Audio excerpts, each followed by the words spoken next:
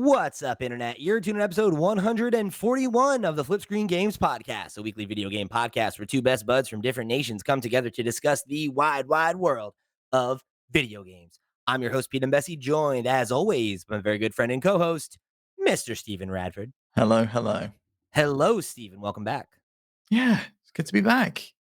I feel like How we've are been you? ping pong. Oh, I'm good. I'm good. I was about to jump right into the topic, to be honest Oh, with that's you. fine. I feel like we've been ping ponging a lot lately between big Xbox headline, big PlayStation headline, sometimes one or two back to back. You never know. But yeah, we got another one here this week, of course, because Xbox has made the official announcement that Game Pass is going to have Call of Duty Black Ops 6 Day 1, which obviously we Yeah. talked a little bit about, I guess, last week, right? Was when we talked about the Xbox rumors about 2026 being like the console release. Mhm. So, we'll see if that ends up coming to pass. But this part of it, right? The Call of Duty being a launch title or whatever on Game Pass day and date, at least that bit, right, has proven true. So when you saw this, kind of what was your initial thoughts? I was like, I don't know why anyone expected it wasn't gonna be day and date on Game Pass. They bought Activision Blizzard for a reason. I think Call of Duty was the main reason, as well as the mobile play with King, but I think Call of Duty is the moneymaker, but they don't make the majority of the money if you look at the kind of finances when they did the kind of FTC trial. The majority of the money came from microtransactions. It didn't come from the purchase of these games. It was from the multiplayer side of things. And people would continue to play these games for years and years and years. So I think this is following the same trend that Microsoft has done with all of their big titles. It's day one on Game Pass, but if you want the DLC, you want the add-ons, you want to buy like cosmetics, that's all additional. You're gonna have to buy that out of pocket. That's what they did with Starfield. If you wanted early access, you had to pay up for it. I'd imagine they'll do a similar thing here with Call of Duty. They'll probably do like 7-day early access, like they did, and like they've done with pretty much all of the Call of Duty games in the past, or at least in recent history since the PS4. You've always been able to jump on a little bit early, I think. Yeah, and like obviously those kinds of perks and benefits or whatever, right? Like those are all kind of within the purview of what they've agreed to, right? Where, obviously they can't really make it like a proper exclusive or anything like that for the next 10 years. So, like I think giving Game Pass the day and date, push there and then, whatever kind of other benefits you can give to Xbox players that don't violate any of those predetermined agreements. I think is kind of your best bet, which Mhm. is you got to imagine on some level pretty frustrating when you think about the situation that they're in right now, right? Where there's all this conversation about software sales not being great and hardware sales being down, and that like it's been a lot of doom and gloom on the Xbox side of things lately. And while seeing these games come to Game Pass day and date is definitely going to be a big deal you know, um, for the fans of those games, right? That are Xbox players. I don't know. I don't know how much it moves the needle for Xbox proper, right? Like, and that's I guess part of what I wanted to talk to you about today was like, do you think that there's a possibility that Game Pass is kind of hit a plateau point, at least for now? Because I think that when you talk about, the future of gaming, right, which we talk about quite a bit here, like I think we all have kind of accepted this idea that at some point, right, streaming is going to become a big part of how you play games, right, in the same way Mhm. that it has with music and television and film. Um, And I think that you know, um, there's quite a few market non-market realities that influence that, right? And how likely that is to be. I think like internet infrastructure is obviously a big problem.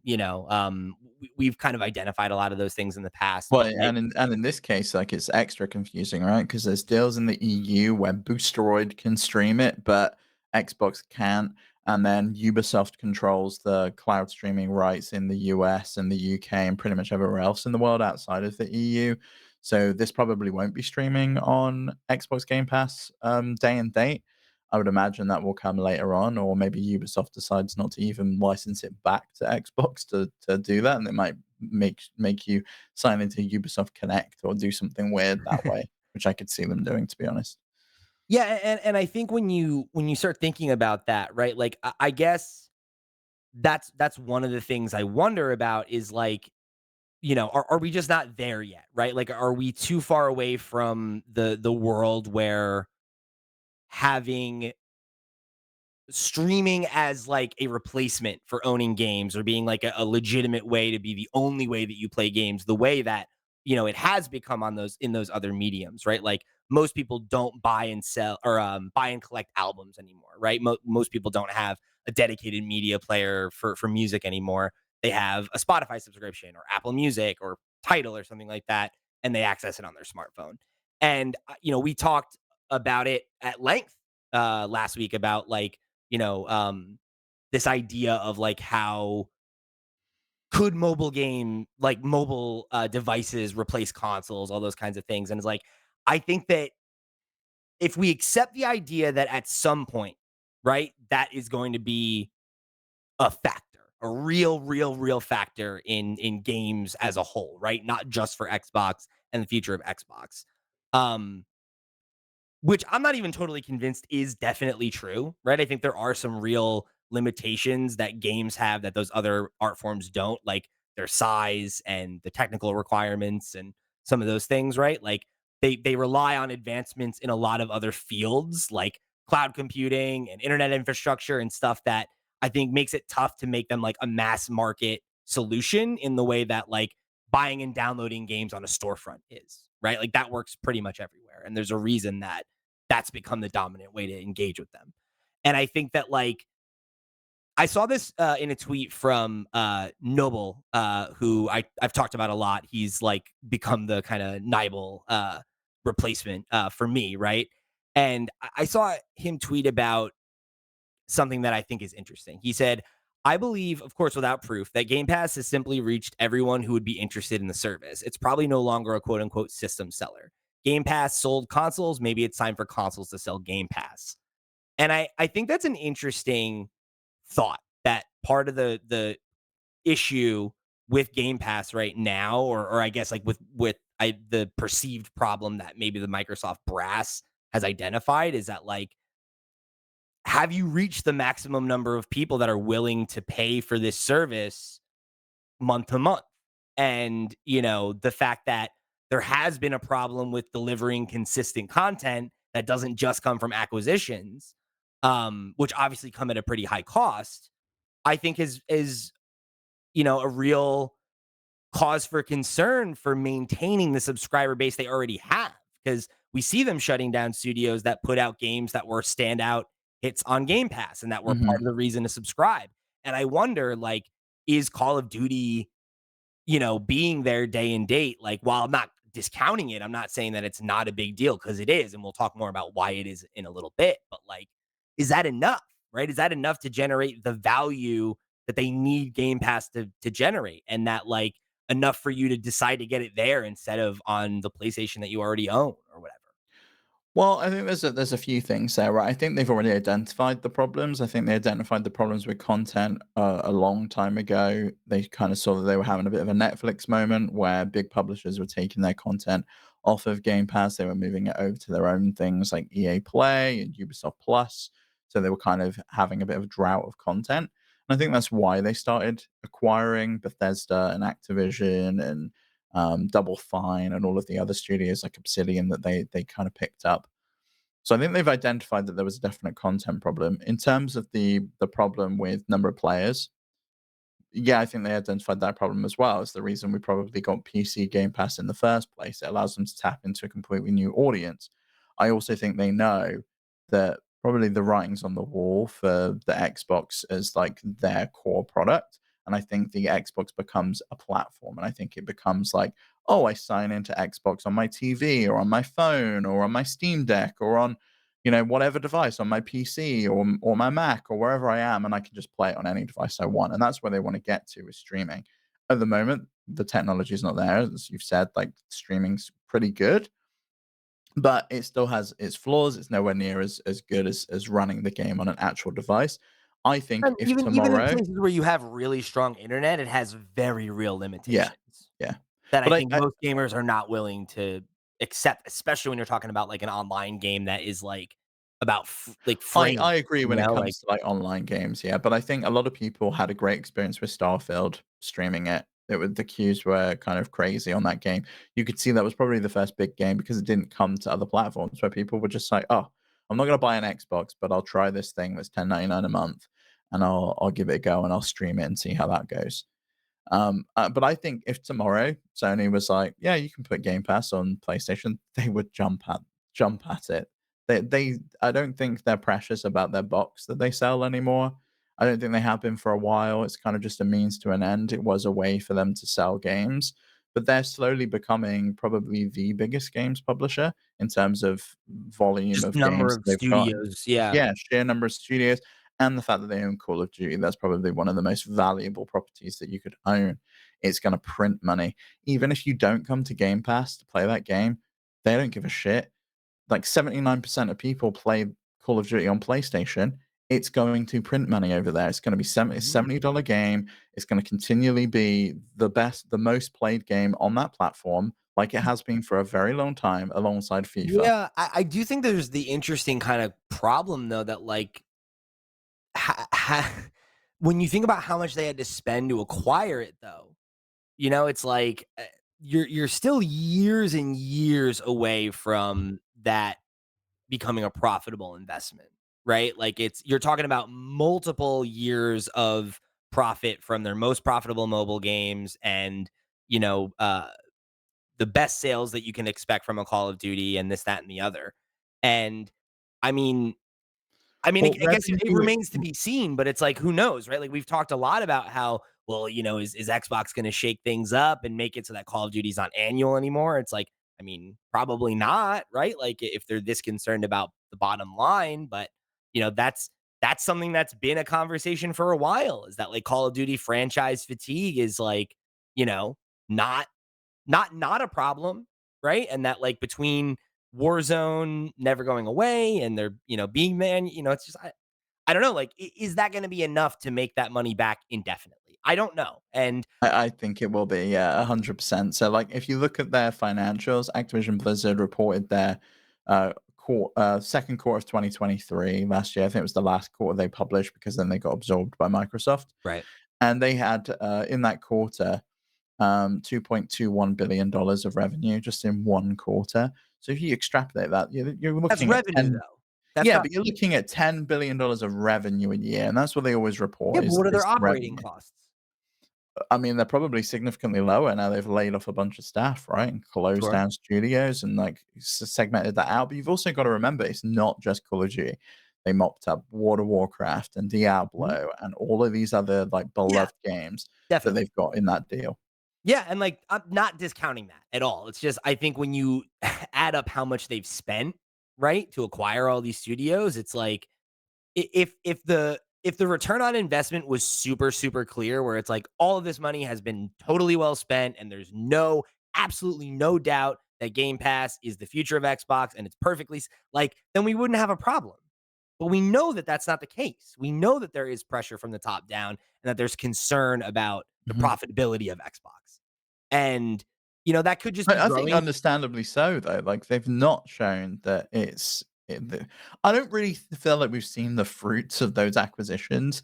The games that we've seen from Bethesda, right? They were all games that were in development before Microsoft bought them. Starfield was, Redfall was, like, all of those games that we've seen were all games that were in development. I don't Yeah, think we're gonna see anything new that was greenlit by Microsoft for another 4 years, probably. It's like an 8-year cycle to build a AAA game at this point. They purchased Bethesda in, like, what, 2020, I think it was? I think that's right. Yeah. So we're 4 years in. We've probably got another 4 years before we see really what they've got. But we do have some new games coming from Machine. I think the Indiana Jones game's gonna do pretty well, but I don't think that's gonna stay exclusive on Xbox for too long. And I think we will see them drive away from this exclusivity model, which leads me back to the point of, like, is just being day and date enough to keep me engaged as an Xbox fan?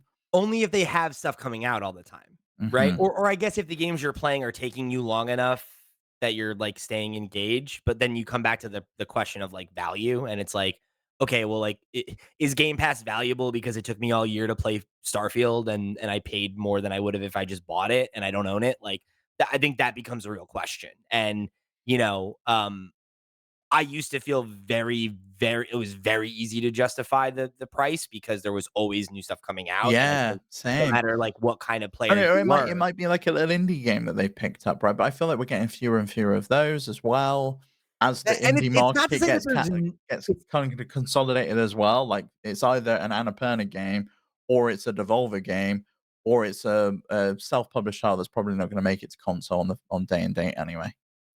And I think for me, it's less about the question of is Game Pass worth the money or is it the best value in gaming? Because like I do think it is, right? Like I do think that the value is still there. And I Mm. think that even if you took off, you know, all of the games on the platform that Xbox doesn't own, it would still be a really good library that you could find a ton of value in. And I think that the difference for me though is part of the value of Xbox Game Pass for me has always been like, it's so good that I know I'm going to use it every month, and that I have. I have it. I canceled my subscription a while back, and it's got to the point where rather than continually paying, because I think it's like 16.99 now for Ultimate. Mhm. Rather than paying £17 a month, it's got to the point where I'm just like, "Well, I'll just buy the game because I'm playing a little indie title, and I'll buy the game." And Yeah. then, 1, I know that the revenue's going directly to the indie. I don't really know how the revenue split works with Game Pass. But then also, if, like, a big game comes out like Starfield, I can sub for a couple of months. It's costing me less than if I bought the game. I'm probably gonna finish it in the time. Like, look at Hellblade, right? It's a 5 to 7 hour game to finish it. I could either buy the game for seventy quid, which would probably be the ethical thing to do and support the developer and support the fact that I want another Hellblade game, or I could pay 10.99, 16.99 for whichever plan of Game Pass I want and just play But that even game that though, and then real quick, cancel. like that's bullshit though. Like, cause like it shouldn't be like the ethical conundrum shouldn't be on you, the consumer, right? Like No, you were yeah, you're right. told that playing the game on Game Pass is just as valuable as buying it. So like that sucks, first of all. And that's like the start of my problems with how my vision of Game Pass is not souring, but like it's evolving, right? And I think the other thing is that like I agree with you in that regard, where for me, like I always used to just leave it on. Um, but Well, I also used to part do that with every streaming service, and now I'm like, "Well, there's nothing I'm watching on Netflix anymore, so I'll cancel that, and I'll maybe watch what I've got on Amazon Prime for a month, and then I'll jump back, and yeah. maybe I'll sub to Netflix when they've got something new." Well, And I do the same thing with video game services as what I well. was about to say though is like I think part of the problem with that too though is I think for a lot of us like you got in on some kind of deal. So like I had a period where I had it for 3 years and I got used to just having it and it was like I would just hop on like once a week almost, right? And just like see like hey, what's on Game Pass? Like is there something new I want to try? Something new I want to jump into? And like right now, I'm back at a point where I'm paying for it month to month, and the only reason that I have it is because I've been able to take advantage of Microsoft's rewards points to get it for free. By Always on doing that Bing search. well, just by doing a couple like basic. I'm been wanting to make a video about it, but every time I finish the script, they change the rules, and I'm like, you guys are driving me fucking crazy with this, but I'm gonna get it done one of these days. And you can basically get Game Pass for free just by like doing a few things on your Xbox, and mostly like ways that I think you're probably going to behave anyway, right? With like a few adjustments you can kind of account for.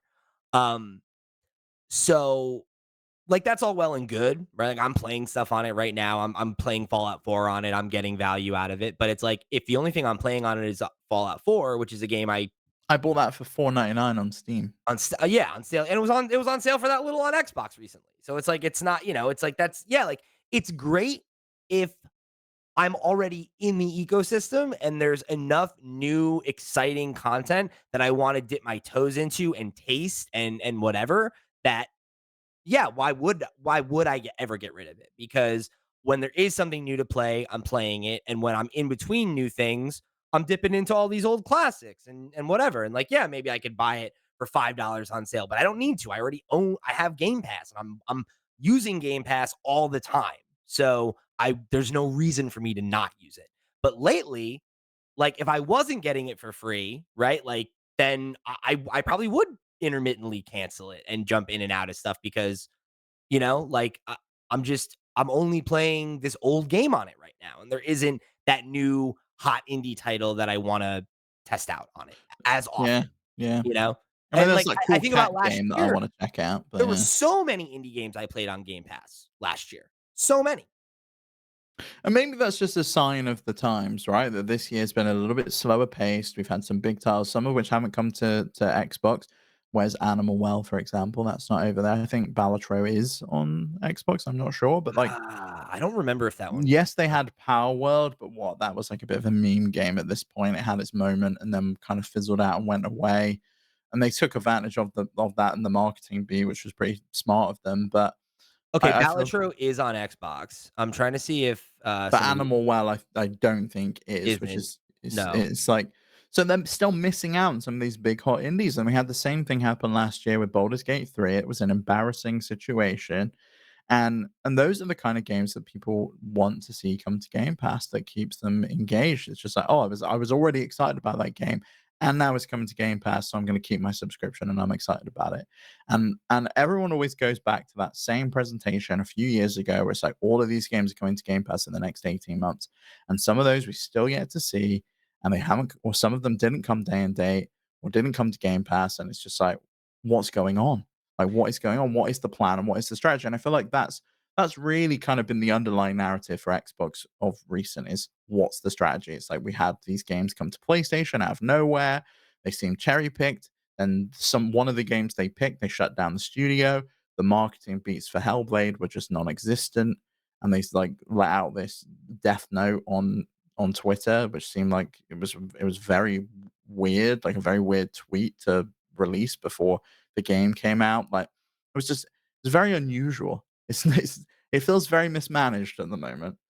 Well, and I think there's also, like, the context of some of the other things that we've heard, which is that, like, they're considering, like, a price increase, right? Which, like, I think is, again, you come to this weird point, right? Where, this is a conversation we've had on Nintendo Noise often, right? Where it's like, okay, is Nintendo Switch Online worth it? And Mhm. I think that it's like one of those things where, like, do I think that there's $20 a year worth of fun to be had on the service? Yes. But does that make it quote unquote worth it to the person that you need to buy it? That's a sliding scale. And I think with Game Pass, like, for like the tastemaker type player, right? Like us, if you don't constantly have the new thing for me to try, it does become more valuable for me more often than not to just buy the game that I want to play Yeah. because the hour, you know, per whatever the cost per hour breakdown works out better if I own the game in many situations. Especially if it's a longer game like Fallout. I had the similar thing with Persona, right? When we were doing the game club, it's like, well, do I buy the game or do I sub to Game Pass? But then when you figure out that game's like a million hours long, the length of time that you're going to be playing that for, probably you're better off buying the game anyway. But granted, if there's a couple of other games that are coming out in the same year that you're excited about, like You're this year, I or you're playing probably, multiple things at a time yeah, on Xbox, like those and, like, that's the thing is, like, that's why more often than not, I've had Game Pass turned on, right? Where it's like, yeah, there's maybe been months where I'm using it less than I'm getting the full value out of it, but there's other months where I'm playing it a lot more, and it's like and it comes out in the wash, and, like, that's how streaming services actually become successful, right? I think as soon as you're at a point where it's easy to do what you're talking about, where I'm like, I'll jump off this one and I'll jump back on and dipping in and out. That's no longer a consistent revenue stream. That's no well, and longer the like way we've seen them become successful though in the last year, and I don't like it, but I'm subscribed to the ad plan on Netflix. There's an ad supported plan on Disney. Amazon Prime has ads. I think it's going to get to a point where that's probably going to have to be the model that Xbox shifts to. Either you have to hike the price up, at which point you see a lot of people drop off because it's just, oh, well, I'm not paying $20 for this. I'm not paying $25 for this. value The prop value's is gone. different. Whereas I'm paying like I think it's 7.99 for Netflix with ads, and it shows me an ad like once an hour. It's like I can live with an ad once an hour to save more than half the price of what I would be paying for Netflix usually. And I'd probably do the same on Xbox. Show me a banner ad when I click pause on the game. I don't give a shit. I'm not there. I just pop up like an advert for Coke or something. That's what Netflix does when I click pause. It's like go get a cold glass of Coke. It's like cool. Okay, I'm fine with that. Yeah, and I mean, like, I mean, I don't love that personally. I think a lot of people wouldn't, and I think particularly if you're talking about, like, as the price is going up and the amount of new content coming to the service is going down, I think But that I becomes think you less and can less attractive. shift that in at, like, a lower price point. Imagine Yeah, if it was no like, doubt, but this is the $7.99 plan, or you can pay $25 for the ad-free I version. hear you, but stick with me.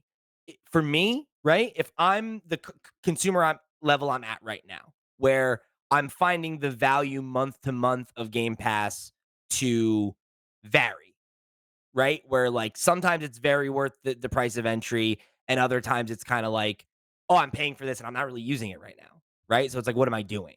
Mhm. And I think, like you said, if the price goes up for the ad free version to hit a point that's like, say, even $10 more a month or something like that, right? That to me is like I'm priced out then because I'm not using it enough for that to be worth it. Well, you got And priced out on PlayStation Plus for the same reason, right? yep. Yeah, because it's just not worth it. It's just too there's not enough value to be had. And again, I'm not saying that no one could, but for me, it's just not there, right? Because any of the games I'm gonna play on it, I'm probably gonna play for more than like a month or so, right? Like unless I bounce off of it. And it's like, that's where it really becomes worth it is like if you try a game and you don't like it, then you're not punished for it. Like that is a huge value proposition, but it's not worth the cost of a video game every month, right? But that problem could be solved immediately by implementing the same system Steam has. Give me a 2-hour grace Right. period to try the game, even if it needs to be an hour. I can probably get a good taste of whether I like the Sure. controls or what the theme of the game is within an hour, and then let me refund it if I Even don't that like though is it. like that's not enough time really, right? Like there are plenty of games I've played for 2 hours and been like, nah, this isn't doing it for me." And like I like that freedom. Like and I think that is valuable. And like that's part of the like value of paying for access rather than ownership. But like Mhm. the return has to be there. And there comes a point, right? Like increasingly quickly for many players, if you've been in the ecosystem long enough, where you've played everything there is to play that you're interested in, and then you got to wait for there to be new stuff. And it's not as easy to get new games on that platform as it is to get music on Spotify or TV or whatever on Netflix or any of these other platforms. And I think that like these are all problems with this as a model long term. And I think that's the most difficult thing is the amount of content, right? That was what we got told by Phil Spencer was the reason behind buying these games. We want these studios. We want a new game on the platform every quarter, so there's always something for you to play. Or if you don't like Flight Sim, well, don't worry. In 2 months' time, there's going to be another game. But it seems like he's got to a point where they can't buy any more studios, right? And then we saw this week that the rumor is that Rocksteady's partnering with Xbox to create a new AAA game. This is the studio called 100 Star that the co-founders Jamie Walker and Sefton Hill from Rocksteady founded.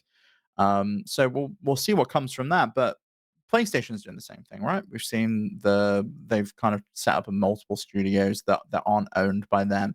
They've also partnered and had like great success with the Helldivers 2 team this year. Do you think that's probably the strategy moving forwards? That we see more of these smaller studios that they partner up with, and maybe they make one or two games with that are cheaper and they fund, but they don't own. And maybe Microsoft owns the IP. We're probably going to see that in the same way with Toys for Bob, that they're working on a new game with them. That is a Microsoft owned IP, but Toys for Bob can make a game for them and kind of just get paid for it.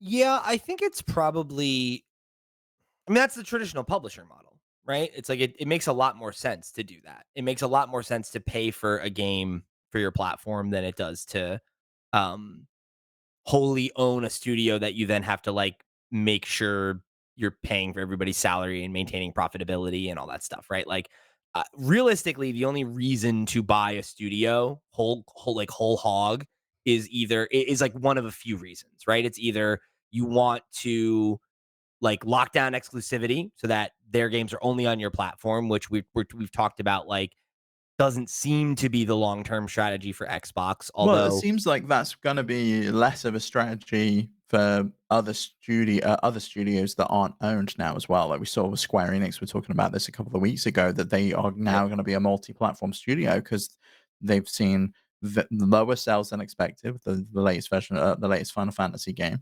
and they wanna bring that to other platforms, and the Yeah. exclusivity model just doesn't work for them anymore.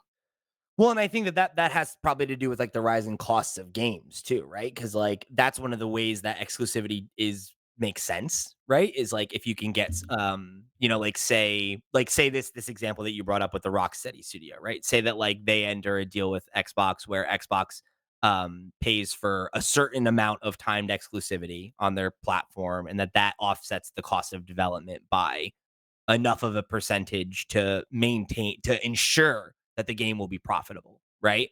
Like, that then is an easy thing to sign off on, right? Because it's Mhm. like, yeah, even if the game doesn't sell, every copy is profit after this point because of this deal that we made, right? So like, that's worth it in and of itself to ensure that our next project will be a success by, the metric it needs to succeed in to keep the studio open, right?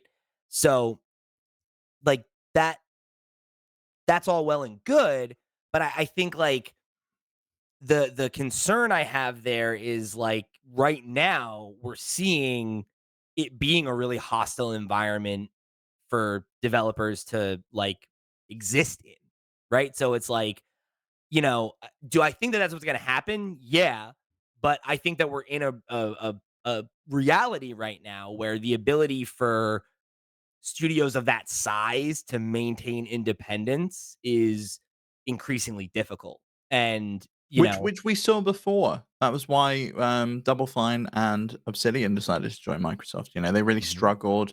Obsidian especially, right? They partnered up with Bethesda. They did Fallout New Vegas. They didn't get the bonus because it didn't hit 85 on Metacritic. It only got an 84.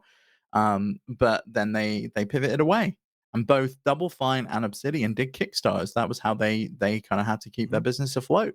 Yep. And after that, I guess they got tired and wanted to move into somewhere that had the resources Well, to that pay was them that was the and allow them to theory make though, right? games. Was supposed to be that, Yeah, well, if you come and sign up with Xbox, you don't have to worry about funding your next project and keeping people employed because you're that's part of why this. we got games like Pentiment, though. Like, we wouldn't Right. have got a Pentiment otherwise. No, because it wouldn't have made enough money, and that's the No. thing, it's like, that was supposed to be the promise of Game Pass, and when you were seeing those games come out a couple times a year, like, that to me was, like, that was enough for me to wanna buy in and be in the ecosystem. Is like, yeah, I mean, Mhm. 3 of the games of the year that I played this year were on Game Pass, and I played them there, quote, like, "for free," quote, unquote, right? Like, Well, yeah, it was for free for you because with your Microsoft rewards. that's true.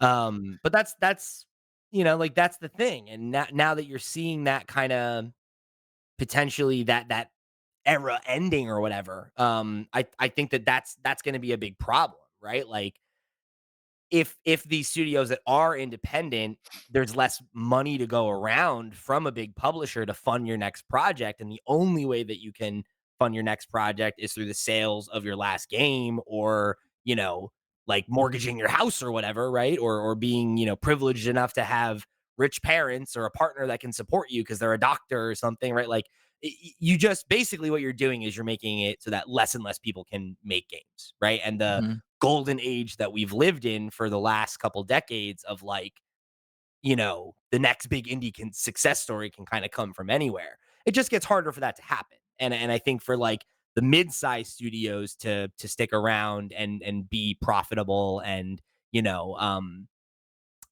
and remain independent, it very much returns to that model of, well, every game has to be a success then, and has to be a big success. And, the margin for error is very, very low, right? And then that creates a culture of, I was talking about this with Max like a week or two ago. Like, that creates a culture of, like, creatives not being willing to take risks because it could be the end of your studio, right? And, like, Yeah, everyone loses their job. just look at Tango. Just look at Tango. Yeah, Hi-Fi Rush was a big risk. It was very different to anything they'd done, and, sadly, they closed.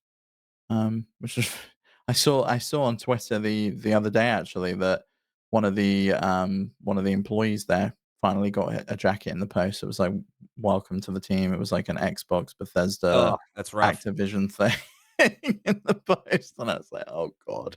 So, yeah, so, I mean, like, that's the concern, right? Is, like, it's not that I think that, like, I don't know, that, like, it's all doom and gloom per se, but it's that, like, we've been in a boom, right? And I think there's a chance that that gold rush is coming to an end. Yeah, we And we may know next Sunday. We may be eating our words because there may be some huge announcements at that Xbox showcase that we're both really excited about, and like we might just be like, oh, forget everything we said last week on the podcast because they've got shitloads of games. yeah. Well, we'll But see. We'll I see. mean, we still don't have any really of the Activision games onboarded other than Diablo at this point. Like, you can't go and play any of the Call of Duty games on Game Pass, which is kind of crazy to me. I thought we would have seen that already. Yeah, and it's Um, like, I mean, like, obviously there are things like that that are like they're still big cards to play, like that, they can do, but it's, I don't know. It's just like, is that enough? Is it enough to move the needle? And like, I think when you have such a large deficit that you're trying to fill, and you have, like the expectations of like the largest, most successful software company in the world, pushing from top down, it's like, I just don't know. I just don't know that it's gonna be enough to satisfy the beast, as it were. what if it came with a free subscription to Microsoft Copilot? Would you then be considering keeping your Game Pass subscription? I gotta say no. Did you speaking of which, not to jump on that for too long, but did you hear about that thing where they're trying to have an integration with that with Game Pass?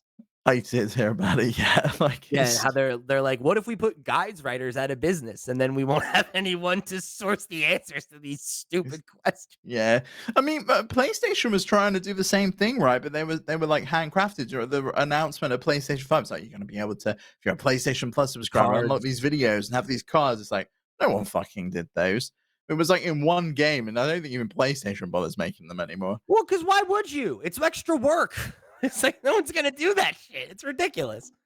It's like, I don't know. It's definitely it's a volatile time right now for sure. And I think like I don't know if it's all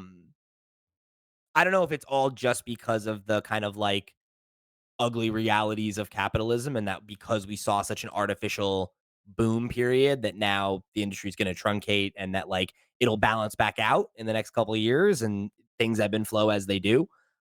Or if that we are kind of at the precipice of major change because of how much, you know, um, shuffling of power there's been, and consolidation, and advances in technology, right? And like and also, I guess like consumer behavior because of things like inflation and all that stuff, right? Like Mhm. where it's like games are, they cost more and more, and I think You're that more like, choosy, yeah. You're like, I'm gonna buy a game that lasts me a long time because I can, it's kind of back to what it was back in the 80s. It's like you spend all this money on a NES game, you've only got a few of them to choose from because they cost so fucking much money, yeah. and that's why they were so hard, and you played them to death.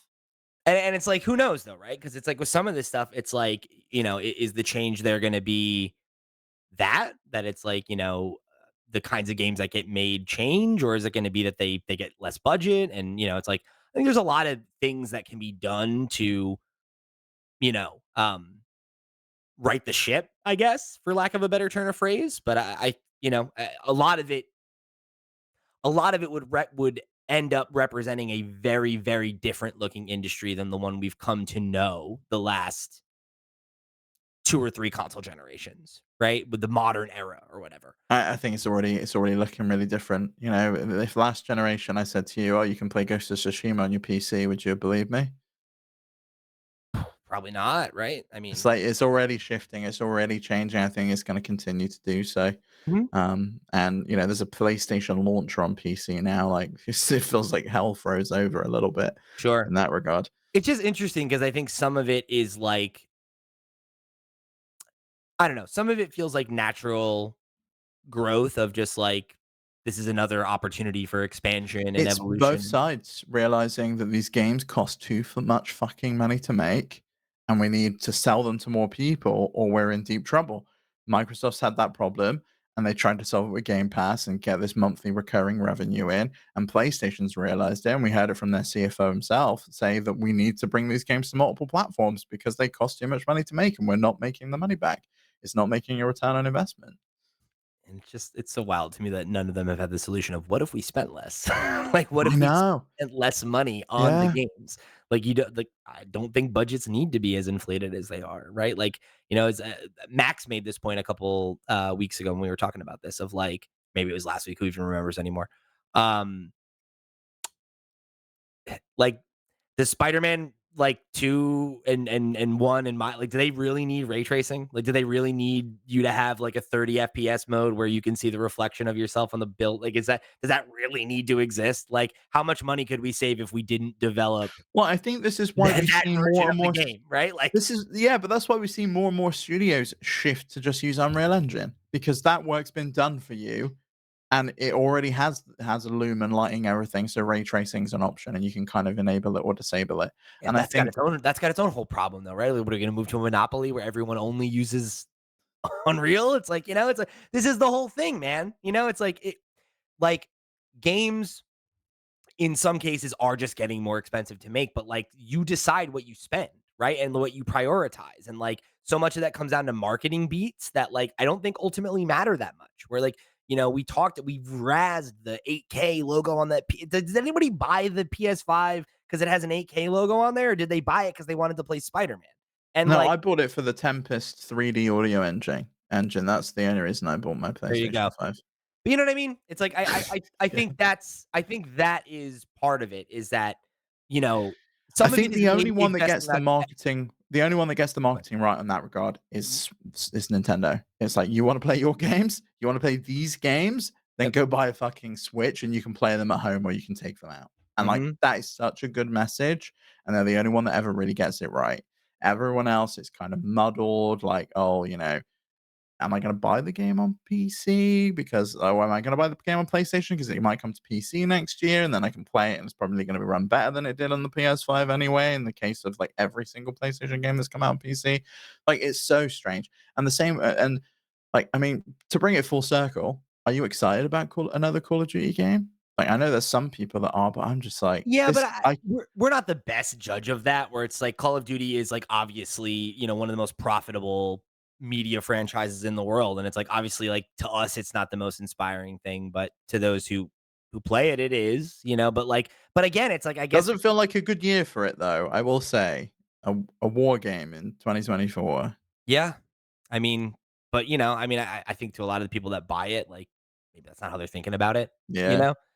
It's just another game, right? Like it's the It's the next next one. one, it's the 6th one, and I played the 5th one, so I'm excited Mhm. for the next Black Ops. Yeah, What's it's the one just that had, like, Kevin Spacey in and, like, you could go to space and in stuff? space, I don't know. It I was don't so remember. weird. Who knows? Who I can't keep track anymore. There's so many of them. But yeah, you know, it's one of those things where like I don't know. We've been talking for years about how it's like, oh, is interest in this genre, in this game, in this series, whatever genre, finally going to wane? And like, it hasn't really. Like, it's you know, it's definitely had ebbs and flows in popularity, but it's continued to be a really big deal. And I think like Mhm. that. I think that's one of the other things that we're probably looking down the barrel of is like I think we're probably getting into a real lean period for new IP, you know, for the next couple years as we probably bank on like stuff that's safe, right? It's going to be going back to the same old wells. It's going to be sequels. It's going to be remakes. It's going to be, Especially if we're getting into a new console generation starting in 2026, which you spoke about last week, like, yeah. you traditionally wanna launch with something that people are familiar with, so they're excited about being able to play Well, it's the new inherently less game. of a risk, right? Like it's like Yeah. you know, I said this I think last week, right? Where which is like with Starfield, like you look at that game and like regardless of how you feel about it, you and I both liked it, right? I mean that game took 10 years of development and ideation and all this. Like in the same time they made that game, they probably could have gotten uh, a new Another Elder Fallout Scrolls out. and most of the way through Elder Scrolls, right? Like they Yeah. probably could have gotten both of them done in that time almost. But if you knew you had a Fallout TV show coming out that was gonna be a big hit, why the hell did they not queue something up? Like a remake? You could have got that next gen update ready I in mean, like even time that for though, the like think launch. about that, man. Like it's so interesting because it's like does that even matter? 'Cause it's like, look at it, like, that game came out and it's like, yeah, the old one sold like crazy, and they've been selling like crazy. It's like, Yeah. I wonder if that's not part of the equation too, is thinking about these games in different ways of like, hey, maybe, like, we need to get away from the idea that, like, the game's profitability is all up front. You know, that, like, when you develop a new IP and you invest the time and money into developing a new IP, that part of it is thinking like, well, like, yeah, like, maybe the first game is gonna underperform, but the second one will probably do better, and we can have a you do a tie-in, like, Isn't that'll that so funny that video games do that, but, like, albums have the sophomore slump, and it's like, the second one doesn't do as great as the Yeah. first. Well, it's different though, right? Because I think, like, that's part of the problem I think we get into when people are like, "Oh, like, this is how it works in TV and movies, so games will be the same Yeah. way," and it's like, it's just not though. Like, the amount of effort to make a game is a lot different than it is to make an album or and not to say that those things are easy, but, like, their timetables are way different, and the amount of, like, coordination is way different, and it's, like, us being in a point now where, like, when you make a new AAA game that it's like it's gonna have to be a next gen game already is like I don't know. Like I think something needs to change in one direction or the other, right? And whether that's new tools that end up making things different or, like accepting that like maybe we don't always need to be chasing like, like learning something from Breath of the Wild and Tears of the Kingdom, right? Of like that or Boulder's Gate, right? Like those two games were game of the year last year, right? And they were not chasing graphics, they were chasing gameplay and style. And Mhm. like I think that, some of the bigger publishers that are having that problem could probably learn something from that. But Well, you've only got to look at Fortnite, for example. It's very stylized. It's one of the most popular games in the world. Versus something like Call of Duty Warzone, which is like realistic and intense in its like graphical fidelity. Probably the amount of work and the reason that Epic could get content in that game so fast is because of the art style. That has to contribute to it. It doesn't have to look super realistic. They can put some gun that looks goofy in there, and it doesn't really matter because it kind of fits with the style of the game. And Nintendo's art direction has always been phenomenal. Well, not always, but it's been pretty well, phenomenal. You forget Twilight Princess. Aside from that, it's been pretty good.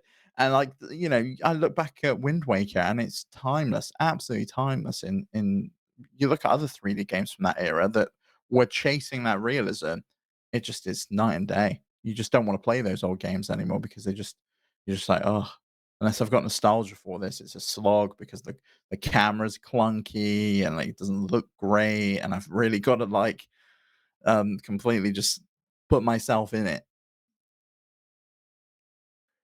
yeah, and I think when you think about how much the language of game design has evolved. And like I think that there's a reason that games like we talk about this all the time. Like a game like Fallout 4 that came out a long time ago now, kind of in the grand scheme of things, like doesn't really feel that old when you go and No, play it. but go back and play Fallout 3 and it feels very different, yeah. Right. And I think that that helps too, where it's like, yeah, like I think there's something to that as maybe a long term, you know, way to think about the profitability of a game, and that you do account for the fact that a remake and like Yeah, a because like, Nintendo's king tie-in of and the all that. remakes lately, right? You're gonna be talking about Thousand Year Door and Nintendo Noise this week, and Yeah.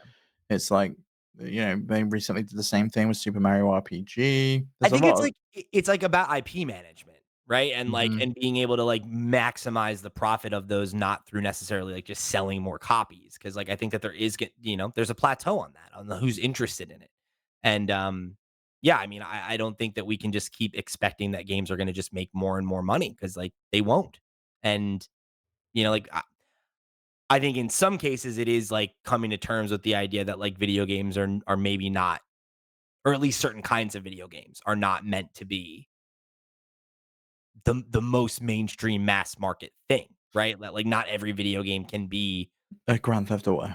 Yeah, and that like you have to be okay with that. And like, that like that has to be the like that's how the indie game market operates, right? Where it's like, well, we don't need to make hundreds and hundreds of millions of dollars. We can make hundreds of thousands of dollars and like fund our next 3 games that way, and that's fine. Yeah, It's like, yeah, but I don't know. It's a moving goalpost right now, because the rules are changing for sure. So yeah. yeah, it's definitely one of those things where, like, it's hard to nail down and say, "Oh, I think this is gonna happen," or "I think that's gonna happen," because so much of that is, like, predicated on old ways of thinking, And it's so hard to discern when you talk about this stuff, right? And we're prognosticating about like what the future looks like. I think there's a lot of things that like conventional wisdom doesn't apply, and then there are others where like it very much does. And like I think that there's so many leaps that we take for granted as like this is going to be the future of video games where like there isn't actually a lot of evidence to support that that's the case based on like user behavior. It's us looking at examples from other places and trying to like I think for yeah, me though, it's clear to me that the future is not selling boxes and discs anymore. Like the future is digital and it is gonna continue to be digital. And I think it's gonna shift more and more towards that. I do think I streaming agree has a on place, discs, but but I don't agree on boxes. Like I really still don't think there's much evidence to support that idea. Like I don't see why ultimately we can't get to the point where streaming is the way the majority of people play their games, and boxes become an enthusiast device on it. Because if all you're playing is one game a year and you're playing that all year, do I really need to invest 5, 6, $700 in a box when I could just play that one game on my TV by connecting a PlayStation controller to it? right, but I think that ends up getting to the nut of this conversation though, right? Which is that like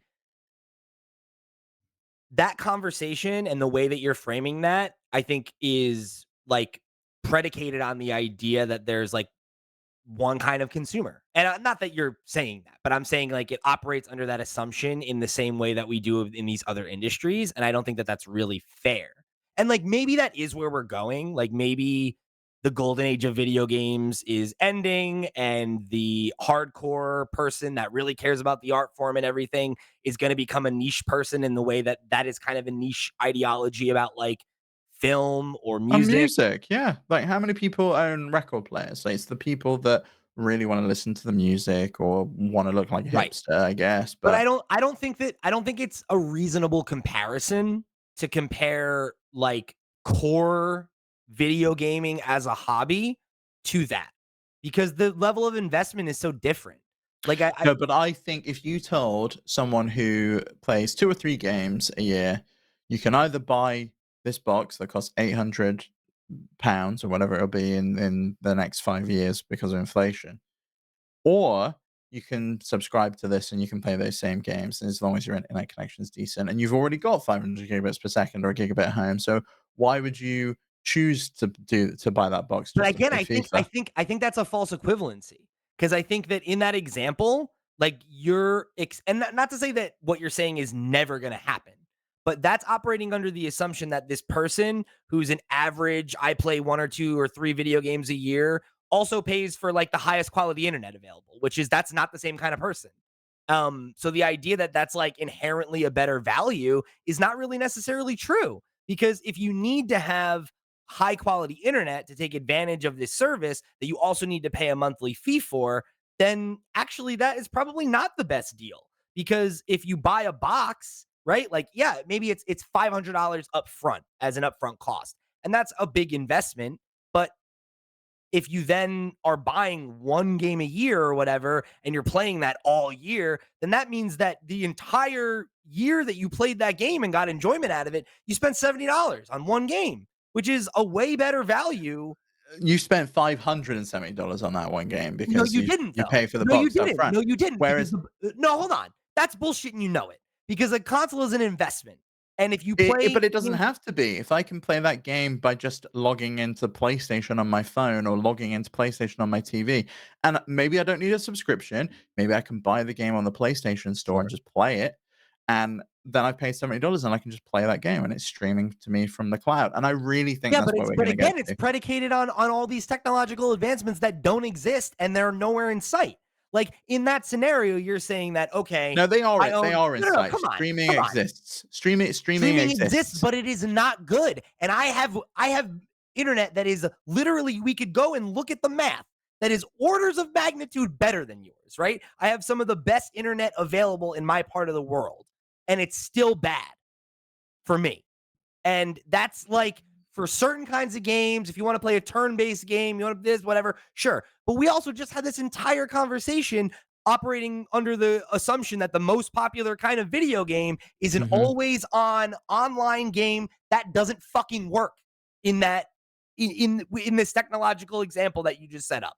So to agree to that is like you have to operate under the assumption that phones overall are more powerful or have more storage on unit or then this device that you use for everything else, right? You now have to shove a expensive memory card into that is not cheap, right? Let's talk about that. So if I want to use my phone as my main device and I have to buy expandable storage, which also fun No, fact, I'm not oh, talking about no, that. hold on. I'm No, no, talking no, about no. streaming only. I'm talking about streaming only on your phone. And Okay, I'm talking which about we're streaming nowhere only near. to your TV. Which we're nowhere No, near. I don't think we're near there now, but I do think in 5 years' In time we will be 5 there. years, dude, Yeah. no, you're wrong. Like, Nah. that's you are. Like, in some places, yes, but, like, there are huge swaths of the world where they don't even have 4G level quality Mhm. internet.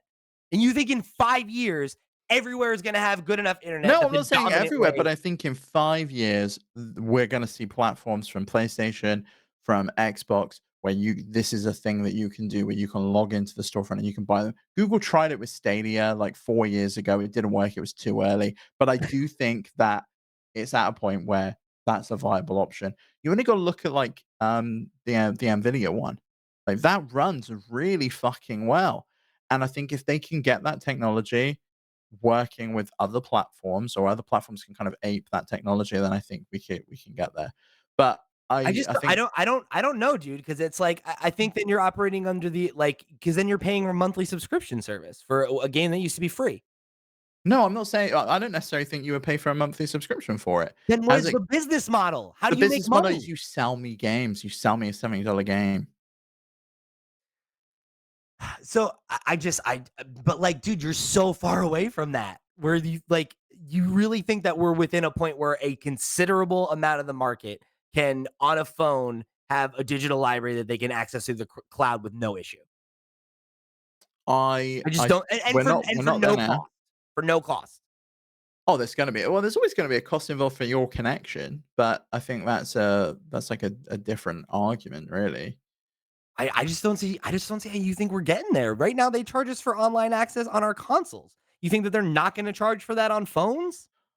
Where they're eliminating a huge amount of of like their profit margin? Well, yeah, your the profit margin for each of those games, right? Say you're selling me a $70 game and it's made by Microsoft. I'm slowly paying back the cost of that console that you're Yeah, losing but money okay, on. remove that.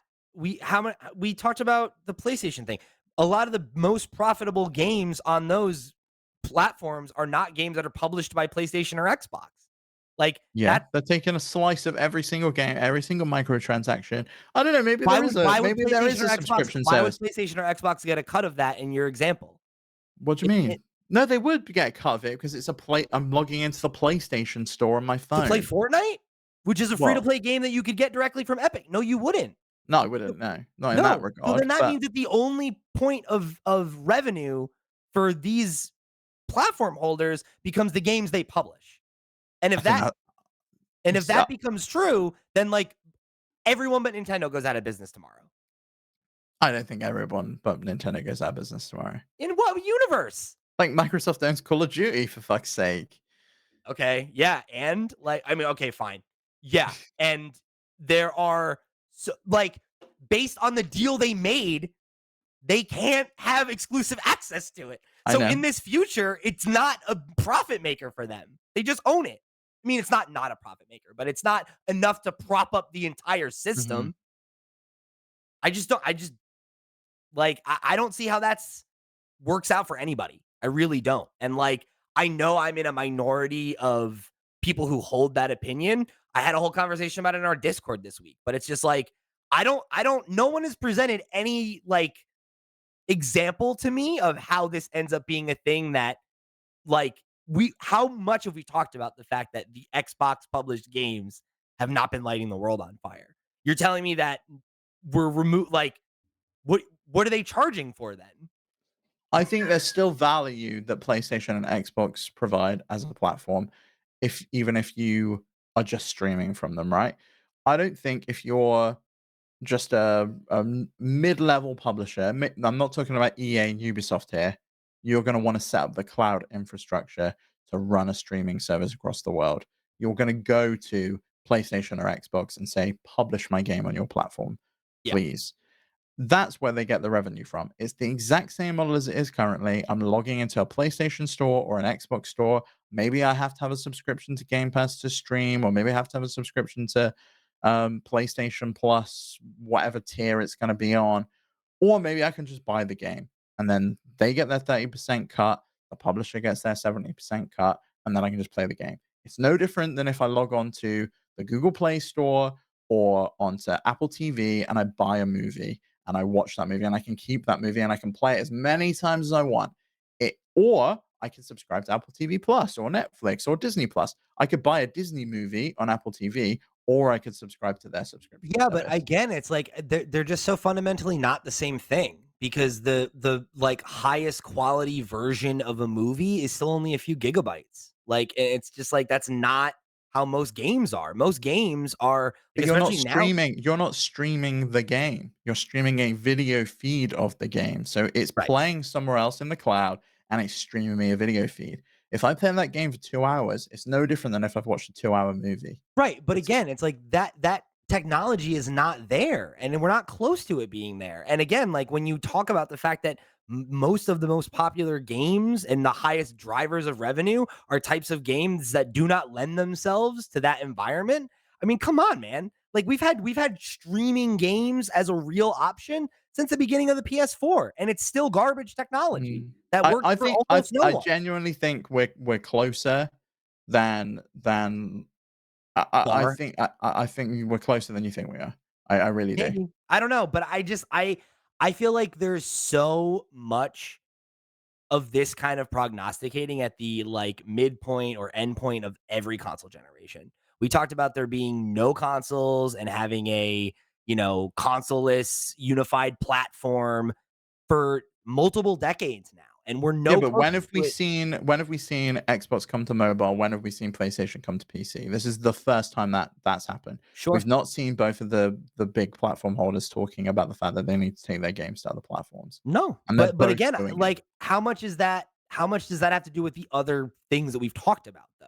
That they're overspending, that they're like overpromising or that their expectations are too high. Like it's just like I don't know that that means that that's because of the direction that the industry is moving or because it's mismanagement, Yeah. and like poor investing of resources. In the sake of Microsoft, it definitely could be that, Because but to your yeah. point, look at Tears of the Kingdom, which is a game that probably cost what, at least half as much as it did to cost to make Spider-Man 2 and made, and was sold for the same amount. Like it's like, I don't know. Like maybe and this is the thing I like find myself grappling with a lot, right? Cuz it's like I'm getting older. And maybe I'm just an old head and I think that this is the way things are and that's the way that but I don't think that it's that. I think that it's like if a simple unified platform, right? Like was something that like an all-in-one device, right? Is what I'm saying, right? Like if people were, oh yeah, like I definitely would take the opportunity to immediately just play everything on my phone rather than on a dedicated device. Then why don't people do that for television? Yeah, but wouldn't you love to just, like, log into your Xbox games wherever you are? Like, Mhm. maybe there's an option is that I think the reason televisions exist is because 'cause they're a big fat fucking screen, but they're not dumb anymore. I can do a number of things on my TV. And I'm talking about is we add another little app on there, which I think you can already get on Samsung Yeah, TVs, that's already a like a thing. little Xbox app. And you log into that, and all my games are there. And it's an option for consumers. Mhm. And I think it's probably a very good option for a good number of consumers. And boxes exist for people who do want to invest £800 into a new console. Because I'm under no illusion that these consoles keep getting more and more expensive. The next gen's probably going to be more expensive again than this gen. We're looking at 499 this time around. It's probably going to be 599 next time. Maybe, I don't know though, because it's like that's not something that's necessarily holds true either, right? Like you have to think about how much like cost and stuff is dictated by market reality, right? Like it's like the PlayStation 3 had a higher retail price than the PlayStation 4, right? And it's just like because they thought people were willing to pay for something and they weren't. And I I know think I didn't get a second job, so I couldn't afford one, but me neither. But that's the thing is like none of those things are like a given, like the Wii U costs more than the Switch.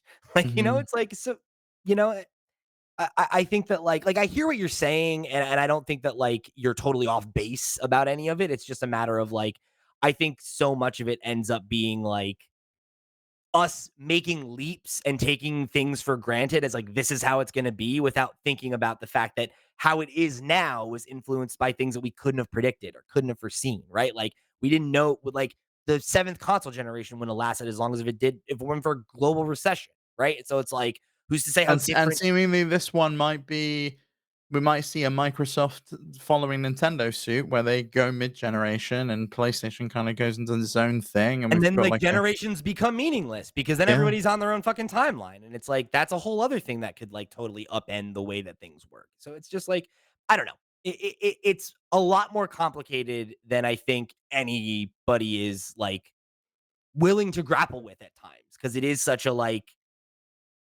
volatile time right now with like there's so much change happening in so many different directions and like we're seeing the industry react to a hangover from like a historic high period like entering a global recession where people have less money to throw around and like there's so many factors that are influencing how things are that it's like I think it's just so tough to think like oh 10 years from now this is how it's going to be and I just I think, like, trying to plant your flag in any of those directions is so, um, rooted in operating under the way things have been and not the way that things, like, could be or will be, because, like, I don't know. I hear what you're saying about, like, the future of streaming being a factor. I don't disagree, but it's like, I mean, I don't know that we're even 30 years, away from a point where it's, like, could actually be the way everyone does everything the way that we are talking about with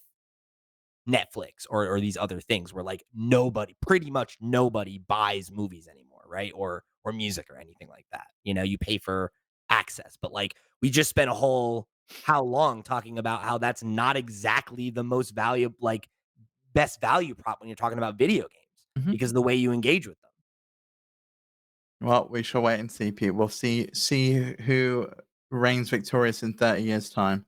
I'll mark this date. 30 years from today, we're recording on Tuesday, the 20 28th of May, 2054, we'll see. 20 2054. I should I will be collecting my winnings from this bet we did not make. We'll see, and if not, I'll be bragging about how I'm like, yeah, here, you guys see the PS7 behind me, PS8 behind me. We're still running strong over here. But yeah, like you said, we shall see. So thank you guys for joining us here on another episode of the Flip Screen Games podcast. Remember, if you want to write in with your thoughts on Game Pass or the future of video games publishing and purchasing, make sure you write in all the ways that you can. You can head over to flipscreen.games. That's our website where you will find links to all the places you can get involved with the show and the community. However you choose to get involved, we thank you for tuning into another episode of the Flip Screen Games podcast. For the crew, I've been Pete. He's been Steve. We'll see you next week.